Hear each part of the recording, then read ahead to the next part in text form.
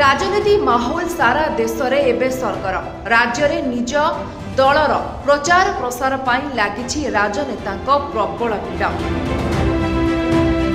तेबे एही परिप्रेक्षी में पुरी लोकसभा आसन पर प्रार्थी पत्र प्रत्याहार करिसेंती कांग्रेस प्रार्थी सुचरिता महांती। यह पूर्व सूरत लोकसभा आसन पर कांग्रेस प्रार्थी नामांकन बातिल करा जायथिला। वास्तव में ओडिशार पुरी लोकसभा आसनरु कांग्रेस प्रार्थी सुचरिता महांती आर्थिक कारण दर्शाई तांका नाम प्रत्याहार करिसेंती। तेबे यह पूर्व इंदोर कांग्रेस प्रार्थी नामांकन पर नाम प्रत्याहार करते। सूरत लोकसभा आसन पर कांग्रेस प्रार्थी नामांकन बातिल होता। सुचरिता महांती एही अभियान पर अर्थर अभाव दर्शाई शनिवार दिन अर्थात आज कांग्रेस पार्टी टिकेट फेरस्त करिसेंती एवं निर्वाचन में प्रतिद्वंदिता करिबा पई तांकु कोनोसी टंका दिया जाय नै बोली से दाबी करथिले।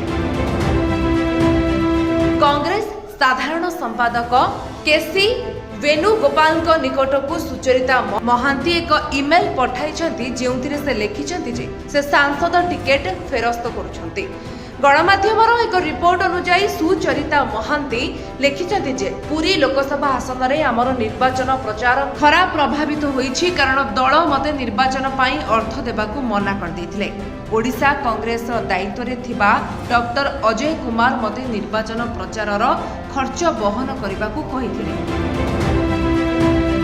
आहुरी मध्य से कहिसंती कांग्रेस रो मूल्य मध्य मोर डीएनए रे अछि, मु काम मध्य करिछि। तेबे से होउछंती जने कार्यरत सांबादिक जे मात्र 10 वर्ष पूर्वे राजनीति रे सक्रिय होइथिले। तेबे मु मोर समस्त शक्ति निर्वाचन प्रचार रे लगाइथिली एवं निर्वाचन प्रचार पई लोकंक ठारू भोट नेबाकू चेष्टा कली, किंतु सेथिरे मध्य सफल होई पाली नाही।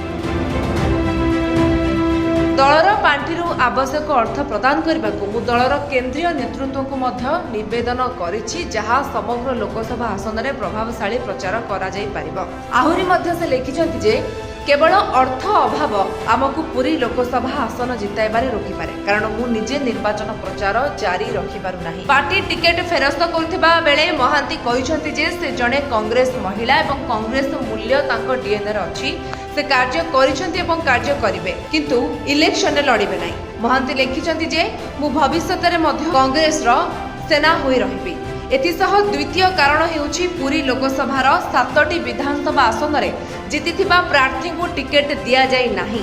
किछि दुर्बल प्रार्थी को टिकेट दिया जायछि। एभଳି परिस्थिति रे मु एही निर्वाचन रे प्रतिद्वंदिता करि पारिबि नाही। ओडिशा तरफरु कांग्रेस दल को झटका लागिछि।